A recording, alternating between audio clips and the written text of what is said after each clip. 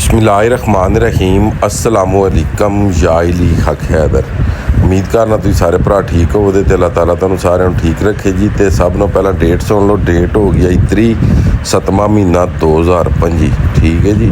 तो दरियाए चिनाब का जोड़ा पानी है वो लगातार वध रहा वे, घट नहीं रहा। अचानक ना पानी आ गया 1,01,918 पानी दरियाए चिनाब ਦੇ ਕੋਲ 8 ਵਜੇ ਸੀ ਤੇ 1,28,000 ਪਾਣੀ ਜਿਹੜਾ ਵੇ ਉਹ 9 ਵਜੇ ਦੀ ਰਿਪੋਰਟ ਦੇ ਵਿੱਚ ਆਇਆ ਵੇ, ਜਿਹਦੇ ਵਿੱਚ ਮੈਂ ਰਿਪੋਰਟਾਂ ਵੀ ਐਸੇ ਵੀਡੀਓ ਦੇ ਵਿੱਚ ਲਾ ਦਿਆਂਦਾ, ਜਾਂ ਤੁਸੀਂ ਵੇਖ ਲਈਆਂ ਹੋਣਗੀਆਂ ਤੇ ਜਾਂ ਤੁਸੀਂ ਵੇਖ ਲਓ। ਤੇ ਇਹ ਪਾਣੀ ਹਲੇ ਖਾਨਕੀ ਕਾਦਰਾਬਾਦ ਤ੍ਰਿਮੂ ਚਨਿਓਟ ਨਹੀਂ ਪਹੁੰਚਿਆ, ਕਿਉਂਕਿ ਇਹ ਪਾਣੀ ਨਿਕਲਿਆ ਵੇ ਸਵੇਰ 8 ਵਜੇ। ਇਹ 8 ਵਜੇ ਦੀ ਰਿਪੋਰਟ ਹੈ ਤੇ 9 ਵਜੇ ਤੱਕ 22,000 ਕਿਊਸਕ ਪਾਣੀ ਹੈਡ ਮਰਾਲਾ ਦਾ ਜਿਹੜਾ ਵੇ ਉਹ ਵੱਧ ਗਿਆ ਵੇ। ਤੇ ਮੈਂ ਕਿਹਾ ਜਿਹੜੀ ਰਿਪੋਰਟ ਹੈ ਸਭ ਨੂੰ ਪਹਿਲਾਂ ਜਿੰਨੇ ਵੀ ਆਪਣੇ ਦੋਸਤ ਨੇ, ਭਾਈ ਨੇ, ਉਹਨਾਂ ਨੂੰ ਦੇ ਦਿਆਂ ਤੇ ਥੋੜ੍ਹੀ ਦੇਰ ਤੱਕ ਤਕਰੀਬਨ 11, 12, 1 ਵਜੇ ਜਾਂ 2 ਵਜੇ ਤੱਕ ਤੁਹਾਨੂੰ ਨਵੀਂ ਰਿਪੋਰਟ ਵੀ ਲੱਭ ਜੇਦੀ ਕਿ ਆਇਆ ਕਿ ਪਾਣੀ 1,28,000 ਤੋਂ ਵਧਿਆ ਜਾਂ ਕਿ 1,28,000 ਤੋਂ ਪਾਣੀ ਘਟਿਆ ਹੈਡ ਮਰਾਲਾ ਦਾ। ਠੀਕ ਹੋ ਗਿਆ ਜੀ। ਉਸ ਤੋਂ ਬਾਅਦ 1,28,000 ਪਾਣੀ ਹੈਡ ਮਰਾਲਾ ਕੋਲ ਉੱਤੇ ਵੇ 9 ਵਜੇ ਦੀ ਰਿਪੋਰਟ ਦੇ ਹਿਸਾਬ ਦੇ ਨਾਲ 1,01,774 ਪਾਣੀ ਜਿਹੜਾ ਵੇ ਉਹ ਹੈਡ ਮਰਾਲਾ ਡਿਸਚਾਰਜ ਕਰਵਾ ਰਿਹਾ ਵੇ। ਤੇ ਸਾਰਿਆਂ ਭਰਾਵਾਂ ਦੇ ਗੇ ਹੀ ਪੀ ਲਏ, ਜਿੰਨੇ ਵੀ ਭਰਾ ਦਰਿਆਵਾਂ 'ਤੇ ਰਹਿੰਦੇ ਨੇ ਉਹ ਆਪਣੇ ਆਪ ਨੂੰ ਇਸ ਪਾਣੀ ਤੋਂ ਬਚਾਓ ਤੇ ਆਪਣੇ ਆਪ ਨੂੰ ਕਿਧਰੇ ਉੱਚੀ ਜਗ੍ਹਾ 'ਤੇ ਲੈ ਕੇ ਤੇ ਆ ਜਾਓ।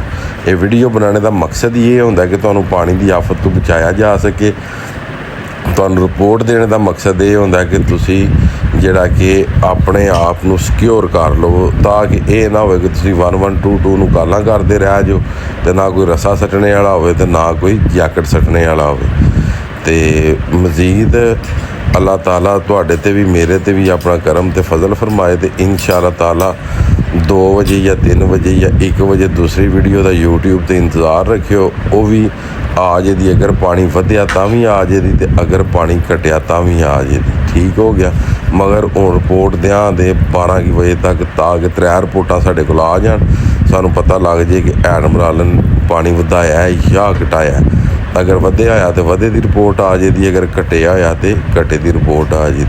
ਇਹ ਪਾਣੀ ਜਿਹੜਾ ਵੇ ਇਹ ਤਕਰੀਬਨ 4 ਵਜੇ ਪਹੁੰਚੇਦਾ ਹੈਡ ਖਾਨਕੀ, ਠੀਕ ਹੈ। ਤੇ ਰਾਤ ਦੇ ਕਿਸੇ ਹਿੱਸੇ 'ਚ ਪਾਣੀ ਪਹੁੰਚੇਦਾ ਕਾਦਰਾਬਾਦ ਤੇ 2 ਤੋਂ 3 ਦਿਨ ਤੋਂ ਬਾਅਦ ਇਹ ਪਾਣੀ ਪਿੰਡੀ ਪੱਟੀਆਂ ਕਰਾਸ ਕਰਕੇ ਤੇ ਇਹ ਪਾਣੀ ਪਹੁੰਚੇਦਾ ਚਨਿਓਟ ਚੁੰਡ ਪੁਲ ਉਹਨਾਂ ਜਗ੍ਹਾ 'ਤੇ। ਠੀਕ ਹੋ ਗਿਆ ਜੀ।